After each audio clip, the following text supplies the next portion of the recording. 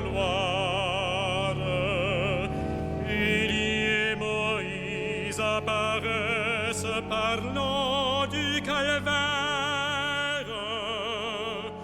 Tu prépares nos cœurs à discerner dans la passion la splendeur du Verbe.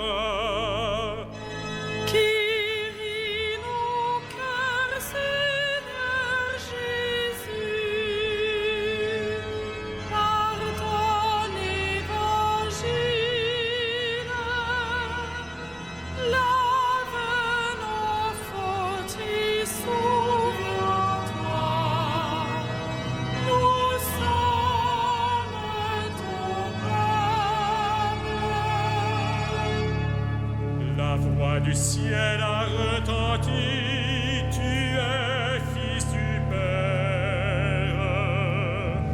Tu es celui qu'il a choisi bien avant les siècles.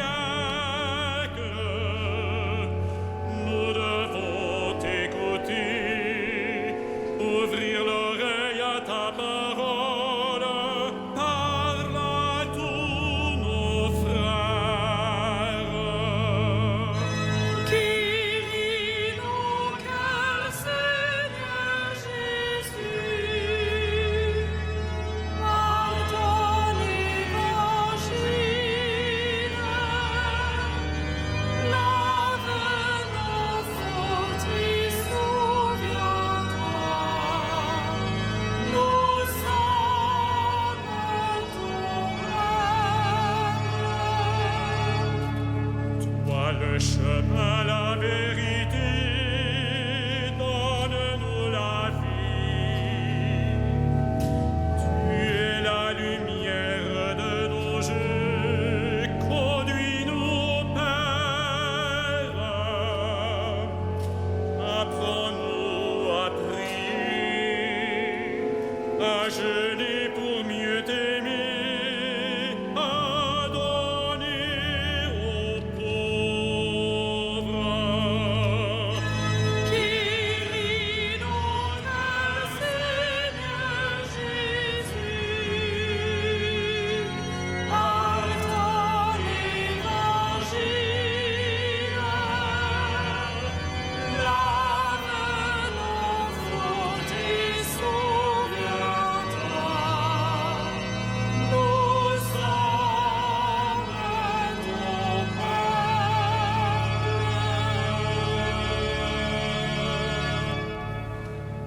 Au nom du Père et du Fils et du Saint-Esprit, la paix soit avec vous. Bienvenue à vous qui participez à cette Eucharistie ce soir, vous qui êtes présents dans cette cathédrale, qui venez régulièrement ou qui êtes en visite à Paris ou qui êtes venus en pèlerinage pour le jubilé des 850 ans.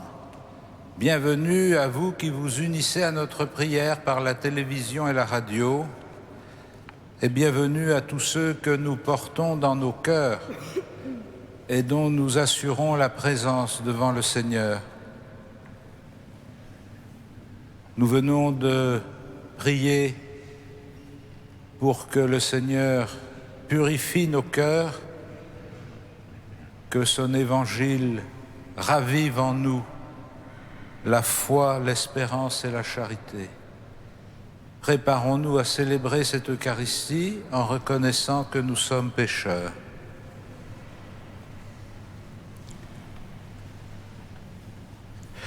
Je confesse à Dieu Tout-Puissant, je reconnais devant mes frères que j'ai péché en pensée, en parole, par action et par omission. Oui, j'ai vraiment péché. C'est pourquoi je supplie la Vierge Marie, les anges et tous les saints, et vous aussi, mes frères, de prier pour moi le Seigneur notre Dieu. Et que Dieu Tout-Puissant nous fasse miséricorde, qu'il nous pardonne nos péchés et nous conduise à la vie éternelle. Qui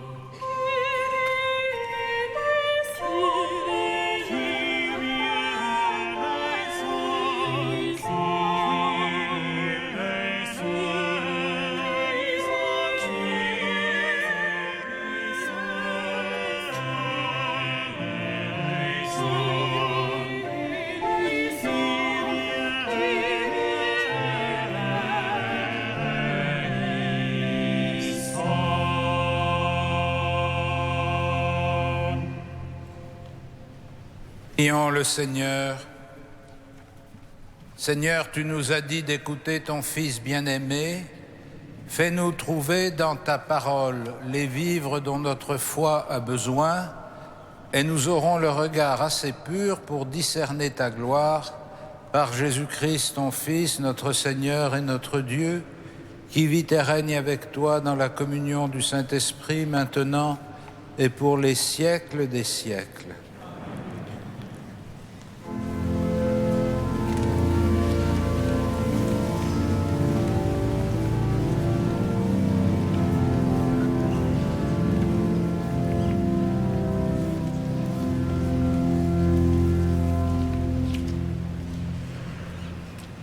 Lecture du livre de la Genèse. Le Seigneur parlait à Abraham dans une vision. Puis il le fit sortir et lui dit : « Regarde le ciel et compte les étoiles si tu le peux. » Et il déclara : « Vois quelle descendance tu auras. » Abraham eut foi dans le Seigneur, et le Seigneur estima qu'il était juste. Puis il dit : « Je suis le Seigneur qui t'ai fait sortir d'Our en Chaldée pour te mettre en possession de ce pays. » Abraham répondit : « Seigneur mon Dieu, comment vais-je savoir que j'en ai la possession ?» Le Seigneur lui dit : « Prends-moi une génisse de 3 ans, une chèvre de 3 ans, un bélier de 3 ans, une tourterelle et une jeune colombe. » Abraham prit tous ces animaux, les partagea en 2 et plaça chaque moitié en face de l'autre, mais il ne partagea pas les oiseaux. Comme les rapaces descendaient sur les morceaux, Abraham les écarta. Au coucher du soleil, un sommeil mystérieux s'empara d'Abraham. Une sombre et profonde frayeur le saisit. Après le coucher du soleil, il y eut des ténèbres épaisses. Alors, un brasier fumant et une torche enflammée passèrent entre les quartiers d'animaux. Ce jour-là, le Seigneur conclut une alliance avec Abraham en ces termes : « À ta descendance, je donne le pays que voici. » Parole du Seigneur.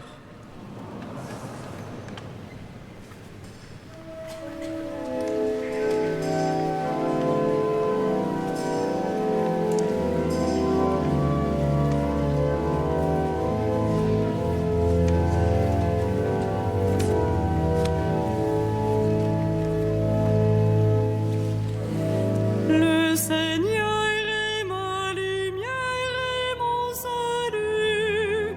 De qui aurais-je crainte?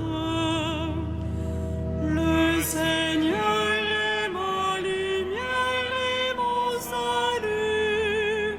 De qui aurais-je crainte? Le Seigneur est ma lumière et mon salut. De qui aurais-je crainte? Le Seigneur est le rempart de ma vie. Devant qui tremblerais-je? Le Seigneur est ma lumière et mon salut. De qui aurais-je crainte?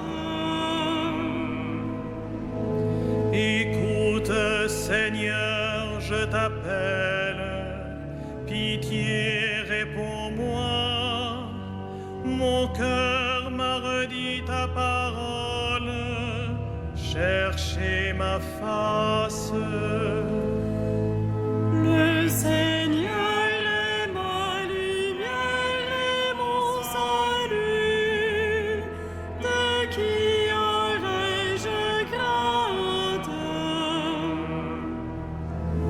C'est ta face, Seigneur, que je cherche. Ne me cache pas ta face. N'écarte pas ton serviteur avec colère.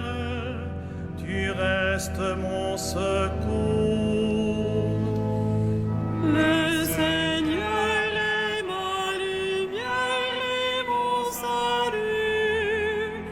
De qui aurais-je crainte? J'en suis sûr, je verrai les bontés du Seigneur sur la terre des vivants. Espère le Seigneur, sois fort et prends courage. Espère le Seigneur. Le Seigneur est ma lumière et mon salut. De qui aurais-je crainte?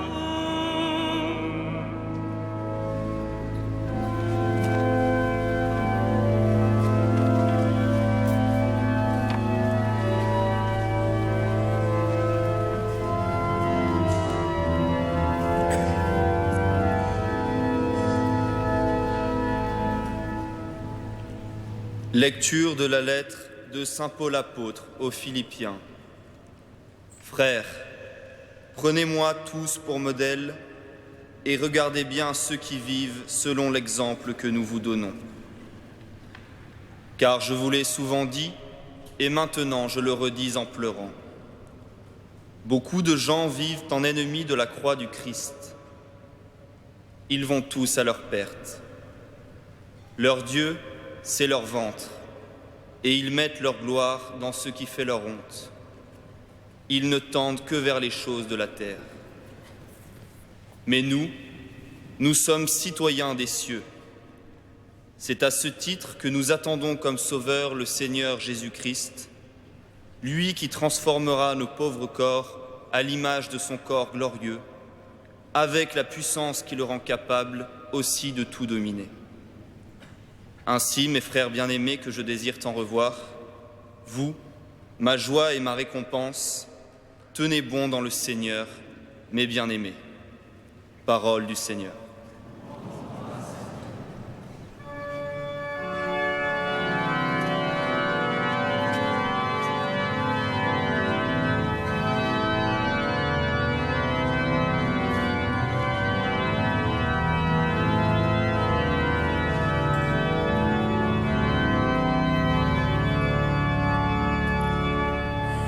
Gloire au Christ, parole éternelle du Dieu vivant.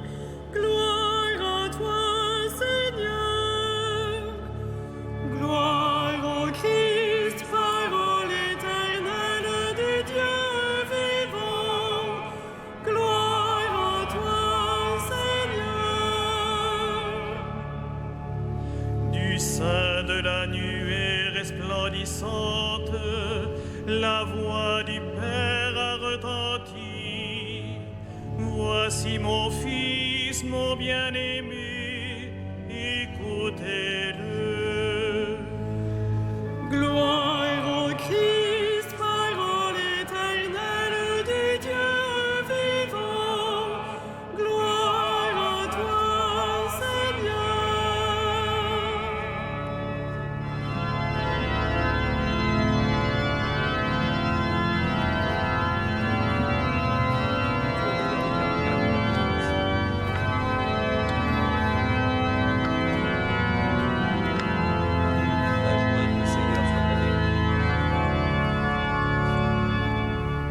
Le Seigneur soit avec vous. Et avec votre esprit. Évangile de Jésus-Christ selon saint Luc. Gloire à toi, Seigneur.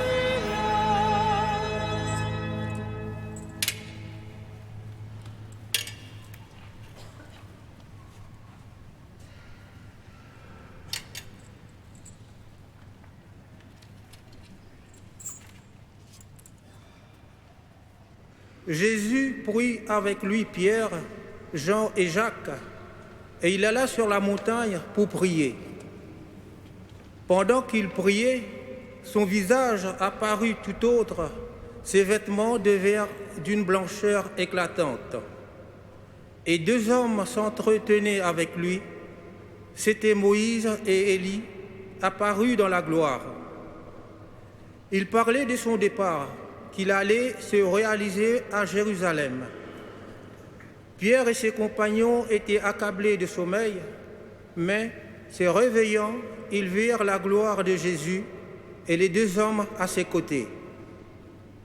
Ce dernier s'en allait quand Pierre dit à Jésus, « Maître, il est heureux que nous soyons ici.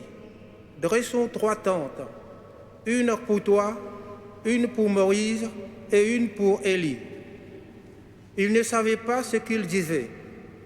Pierre n'avait pas fini de parler qu'une nuée survint et les couvrit de son ombre. Ils furent saisis de frayeur lorsqu'ils y pénétrèrent. Et de la nuée, une voix se fit entendre.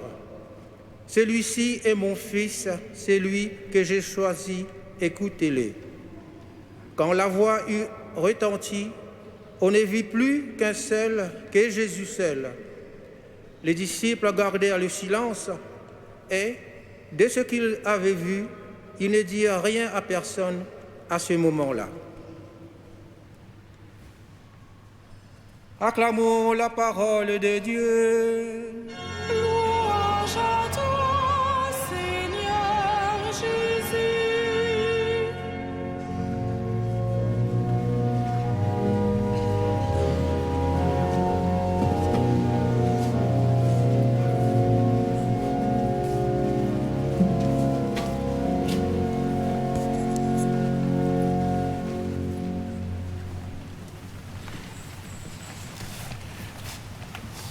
Frères et sœurs, dans les évangiles, le récit de la transfiguration se situe au moment approximatif où Jésus commence à annoncer à ses disciples ce qui va arriver à Jérusalem. Vous le savez, par 3 fois, les évangiles nous rapportent des paroles du Christ qui annoncent comment il devra être arrêté, jugé, condamné, exécuté, mis à mort et comment il ressuscitera. Et c'est dans l'intervalle de ce que l'on appelle les annonces de la Passion, c'est dans l'intervalle de ces annonces de la Passion que Jésus entraîne Pierre, Jean et Jacques sur la montagne pour être transfigurés devant eux, c'est-à-dire pour qu'ils voient, qu'ils perçoivent la gloire de Dieu manifestée dans l'humanité de Jésus.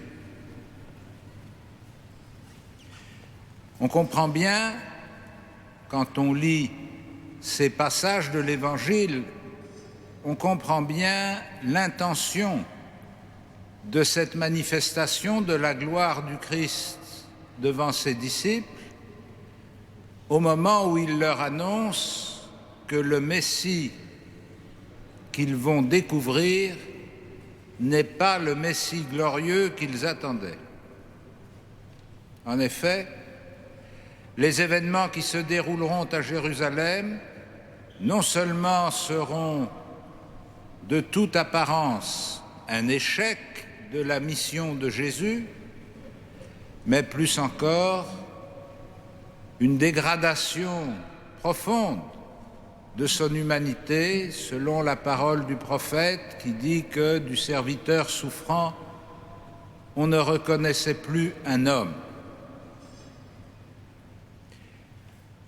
C'est donc en prévision de ces événements et de l'épreuve qu'ils vont constituer pour les disciples que Jésus les entraîne dans cette expérience où la même personne qu'ils verront défigurée et dénaturée dans la Passion leur apparaît nimbée de la gloire de Dieu. C'est en contemplant cette gloire qui repose sur lui que les disciples devrait normalement puiser une réserve de foi et de force pour affronter l'épreuve à laquelle ils vont être soumis. Nous savons que cette expérience, pour exceptionnelle qu'elle ait été, n'a pas suffi à prémunir les disciples qui défailleront dans l'épreuve.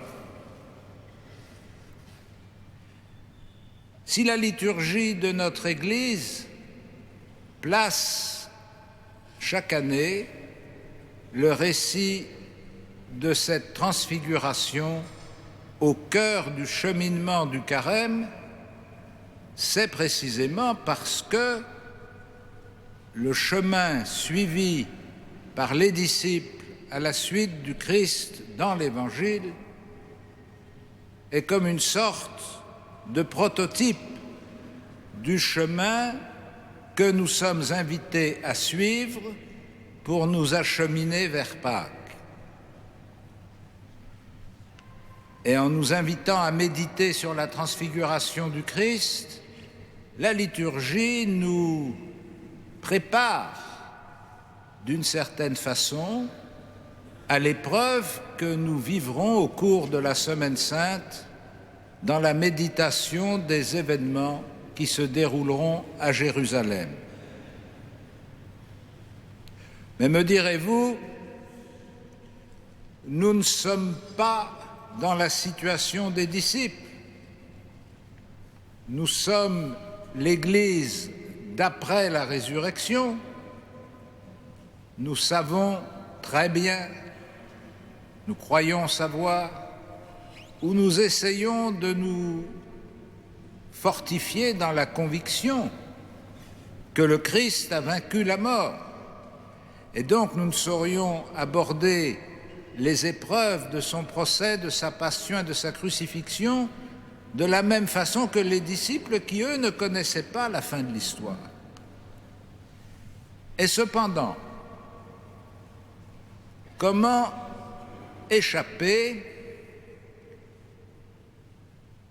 à la tentation qui nous saisit régulièrement au cours de la Semaine Sainte,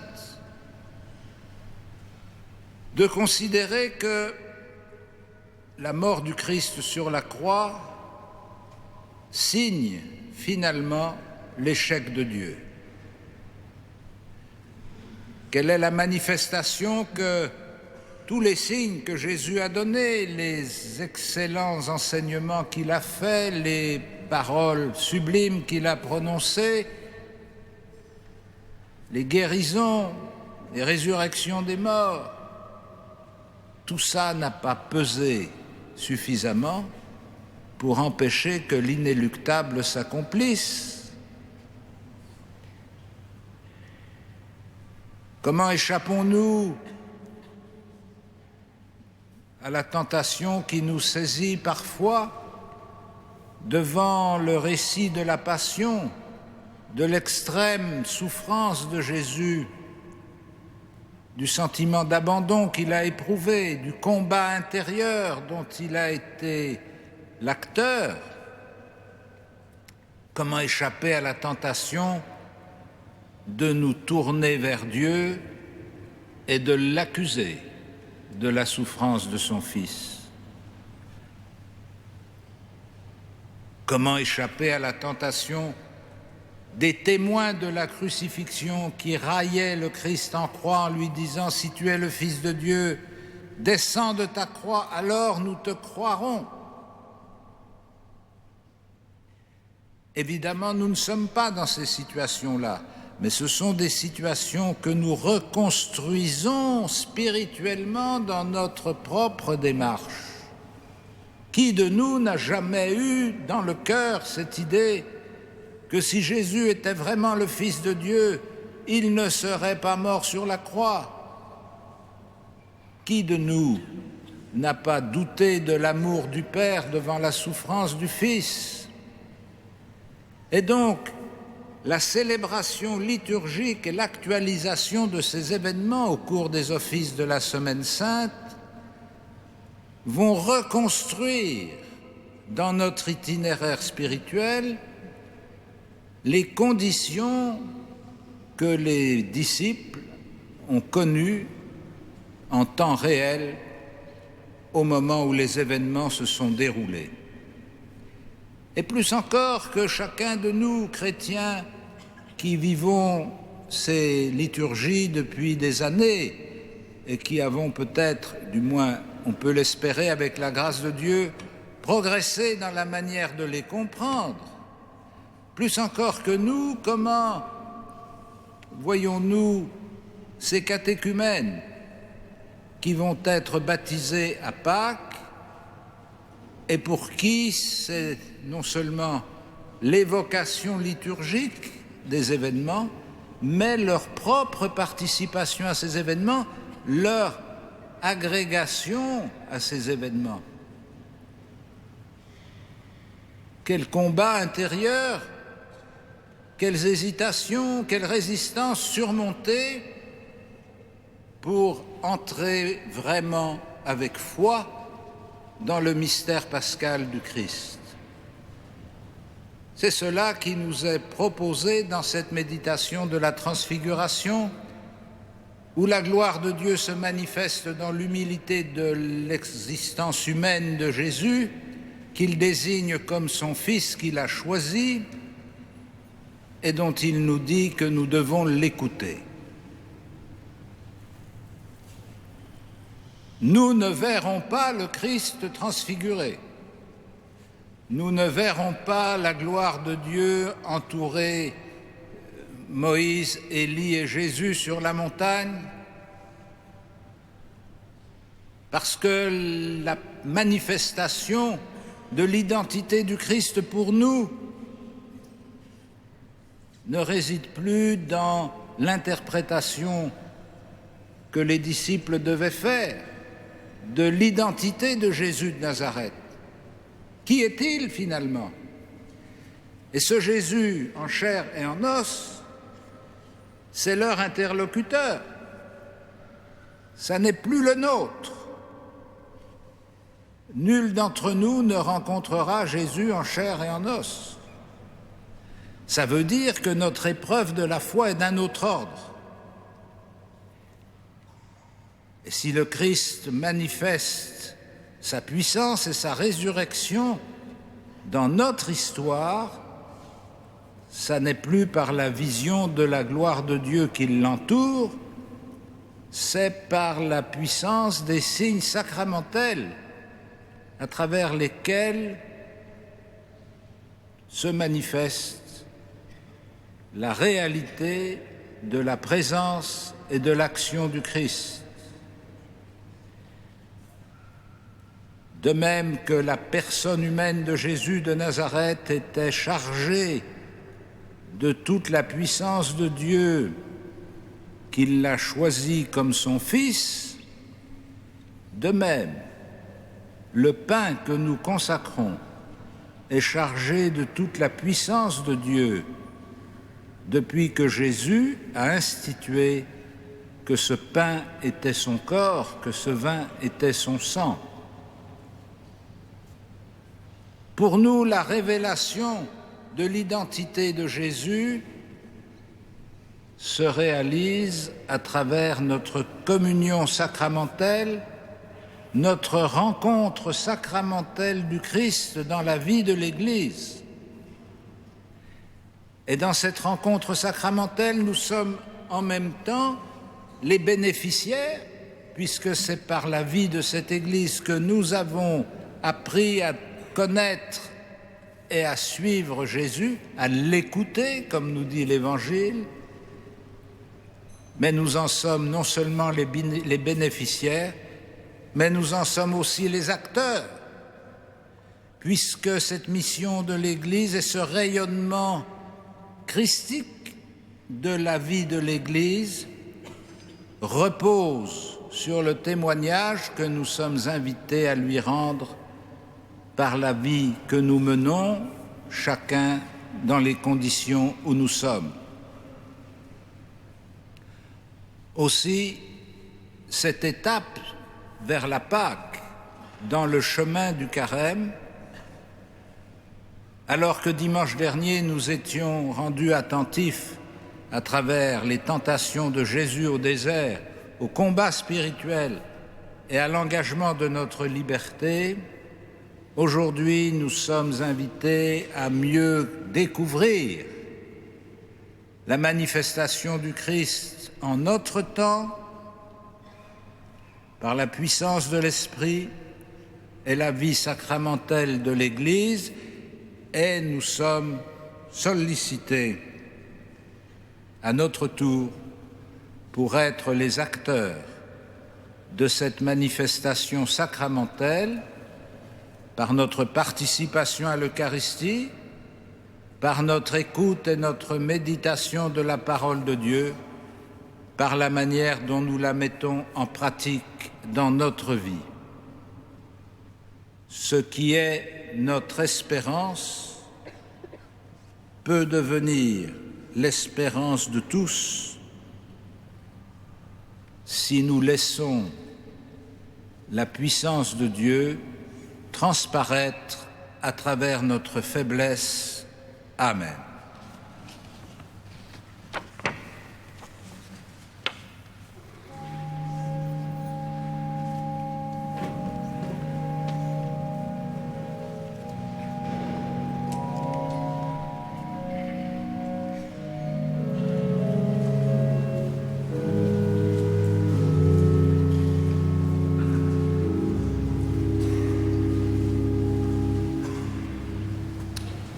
Frères et sœurs, en cette année de la foi, voulue par l'Église entière, par le pape Benoît XVI, et en ce jubilé des 850 ans de la cathédrale, nous sommes invités à renouveler l'acte de foi dont le baptême nous a rendus capables et que la confirmation a scellé en nous. Aussi, frères et sœurs, en ce carême, pour vivre dans la liberté des enfants de Dieu, rejetez-vous le péché. Pour suivre Jésus-Christ, rejetez-vous Satan qui est l'auteur du péché.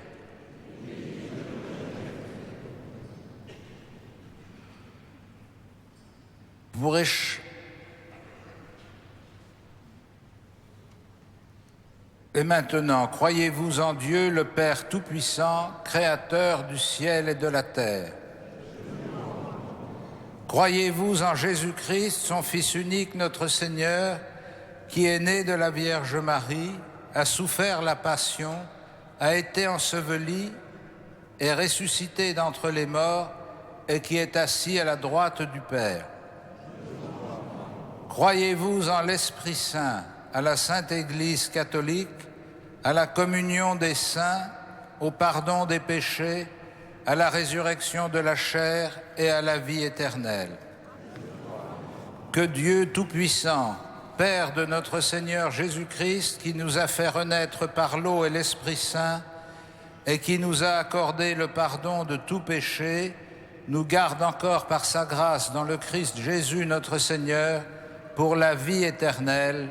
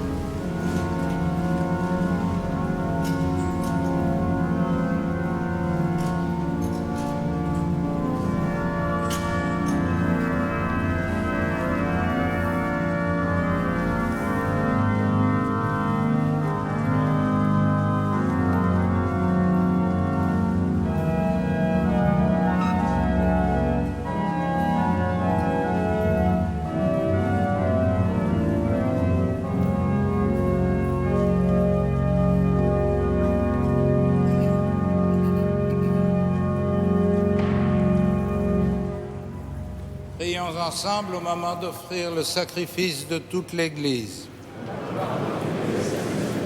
Seigneur, que cette offrande nous purifie de nos péchés, qu'elle sanctifie le corps et l'esprit de tes fidèles et qu'elle les prépare à célébrer les fêtes pascales par Jésus, le Christ, notre Seigneur. Le Seigneur soit avec vous. Et avec votre esprit. Élevons notre cœur. Nous le tournons vers le Seigneur. Rendons grâce au Seigneur notre Dieu. Cela est juste et bon. Vraiment, il est juste et bon de te rendre gloire, de t'offrir notre action de grâce toujours et en tout lieu. À toi, Père très saint, Dieu éternel et tout-puissant, par le Christ notre Seigneur. Après avoir prédit sa mort à ses disciples, il les mena sur la montagne sainte. En présence de Moïse et du prophète Élie, il a manifesté sa splendeur. Il nous révélait ainsi que sa passion le conduirait à la gloire de la résurrection. C'est pourquoi, avec les anges dans le ciel, nous pouvons te bénir sur la terre et t'adorer en chantant.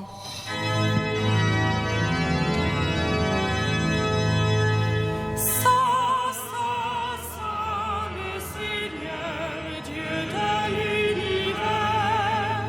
Le ciel et la terre sont remplis de ta gloire. Hosanna au plus haut des cieux. Béni soit celui qui vient au nom du Seigneur. Hosanna au plus haut des cieux. Tu es vraiment saint, Dieu de l'univers, et toute la création proclame ta louange, car c'est toi qui donnes la vie, c'est toi qui sanctifies toutes choses par ton Fils Jésus-Christ, notre Seigneur, avec la puissance de l'Esprit Saint.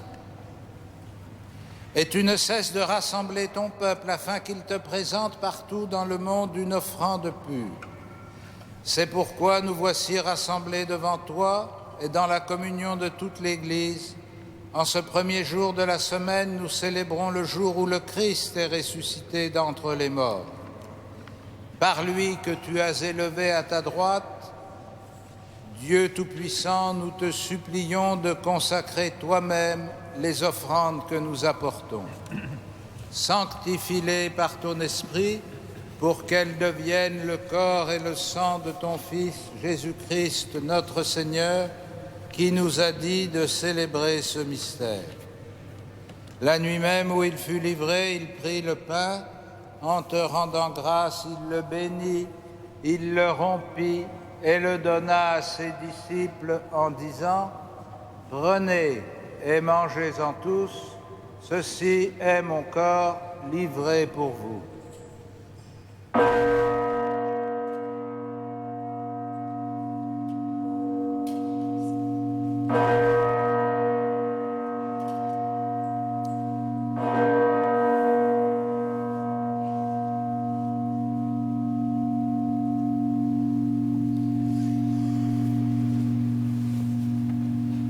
De même, à la fin du repas, il prit la coupe.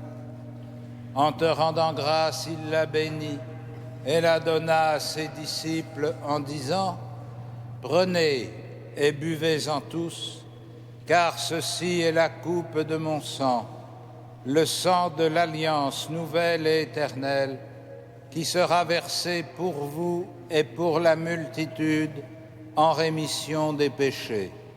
Vous ferez cela en mémoire de moi. »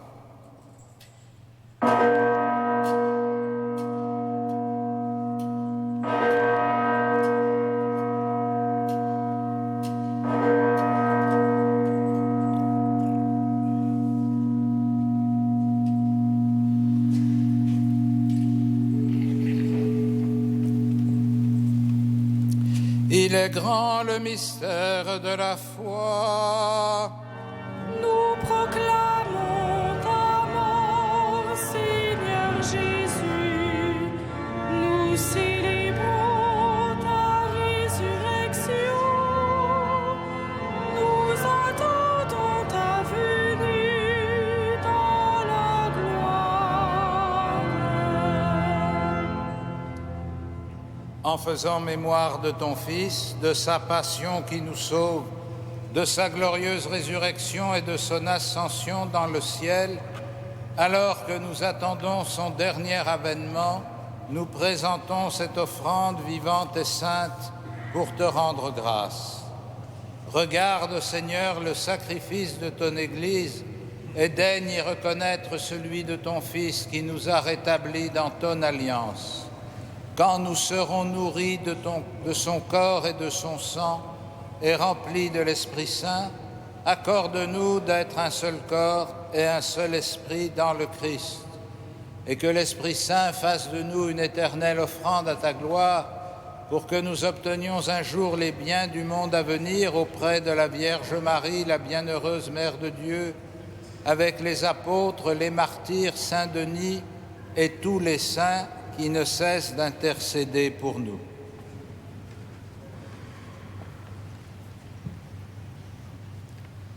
Et maintenant, nous te supplions, Seigneur, par le sacrifice qui nous réconcilie avec toi, étends au monde entier le salut et la paix.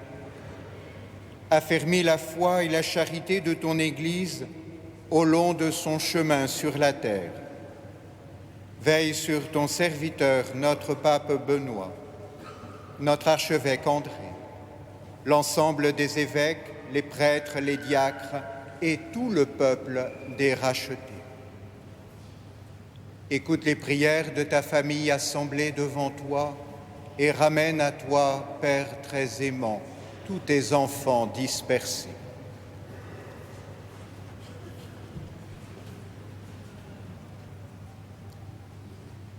Pour nos frères et sœurs défunts, pour les hommes qui ont quitté ce monde et dont tu connais la droiture, nous te prions.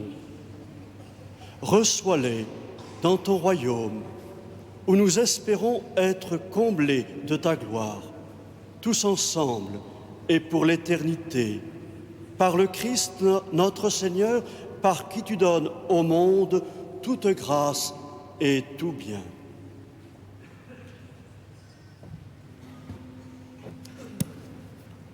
Par lui, avec lui et en lui. Amen. À toi, Dieu le Père Tout-Puissant, dans l'unité du Saint-Esprit. Amen. Tout honneur et toute gloire pour les siècles des siècles.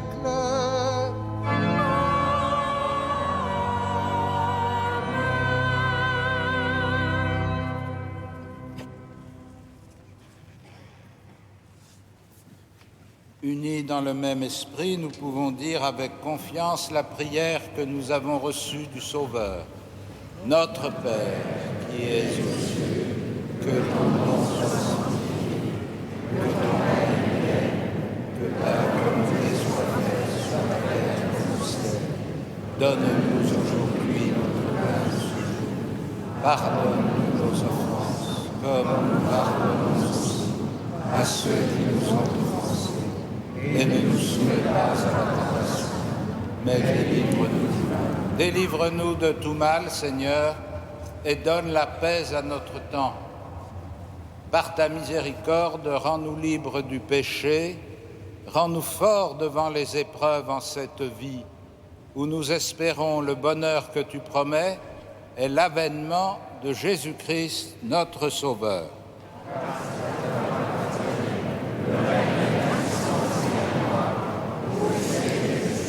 Seigneur Jésus-Christ, tu as dit à tes apôtres, « Je vous laisse la paix, je vous donne ma paix.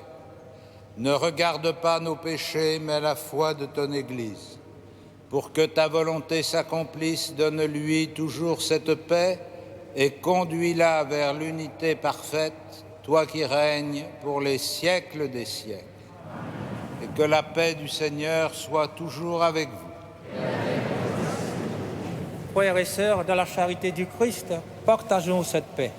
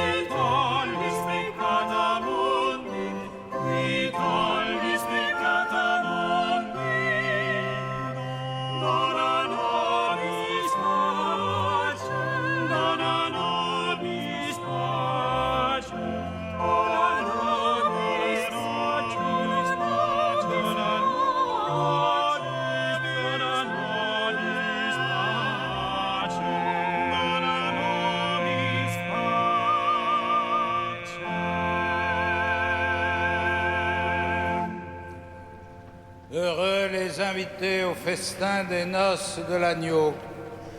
Voici l'agneau de Dieu qui enlève le péché du monde. Seigneur, je ne suis pas digne de te recevoir, mais dis seulement une parole et je serai guéri.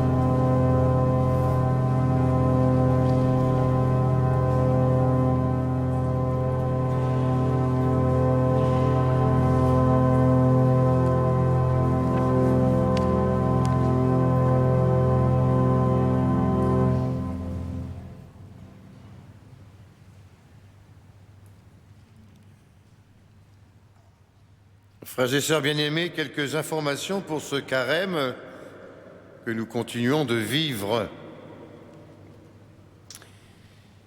Tout d'abord, ce soir, vous aurez quelques minutes avant de sortir pour regarder une dernière fois ces cloches qui monteront demain soir dans les tours nord et sud pour qu'elles sonnent le 23 mars 2013. Deuxièmement, dans la semaine, mercredi 27 février, notre archevêque présidera les obsèques du père Pierre-Marie Delfieux, fondateur et ancien prieur général des fraternités monastiques de Jérusalem, Saint-Gervais. Ce sera donc à 10h, et donc les messes de 9h et de midi seront supprimées. Jeudi 28 février, messe d'action de grâce à 20h pour le pontificat du pape Benoît XVI, qui posera exactement au même moment la charge. Cette messe sera donc présidée par notre archevêque. En conséquence, il n'y aura pas de messe à 18h15 ni d'adoration du Saint-Sacrement. Vendredi 1er mars, comme tous les vendredis de carême, à 15h, vénération de la Sainte Couronne d'Épines. Et à l'issue de la messe du soir, ostension de la même Sainte Couronne d'Épines. Dimanche prochain, à 16h30, la suite de nos conférences de carême dont vous avez le programme sur vos feuilles. Ce sera Monseigneur Aupetit qui nous entretiendra sur croire et douter. Par ailleurs, les mardis 5 et mercredi 6 mars à 20h, vous êtes invités au concert à Notre-Dame. Ce sera la création de Haïd. Vous pouvez donc prendre des places à l'accueil. Vous avez une feuille de couleur verte qui vous propose les offrandes de carême. Et de l'autre côté, vous avez tous les horaires et tous les offices de la Grande Semaine Sainte, depuis la sonnerie du nouvel ensemble campanaire le samedi 23 mars à 17h jusqu'au lundi de Pâques 1er avril à 18h15. Donc gardez cette feuille, elle peut vous être précieuse. Enfin, soyez attentifs au petit tract qui vous invite à parler autour de vous du recrutement, des recrutements de maîtrisiens, maîtrisiennes pour musique sacrée pour la saison prochaine, mais qui commence dès le mois d'avril ou mai. Donc c'est important de faire savoir cette information. Nous nous levons pour terminer ensemble notre prière.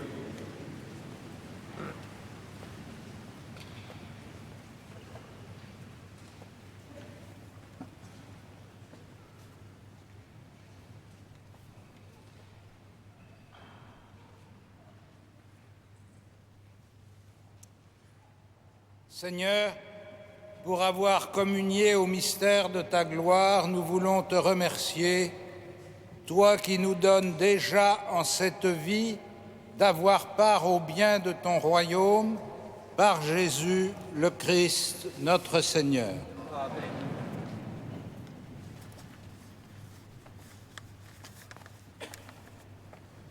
Le Seigneur soit avec vous.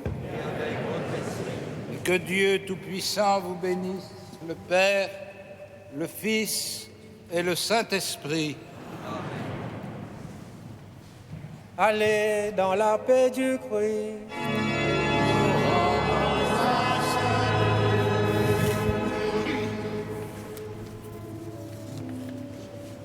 Ave Regina Caelorum.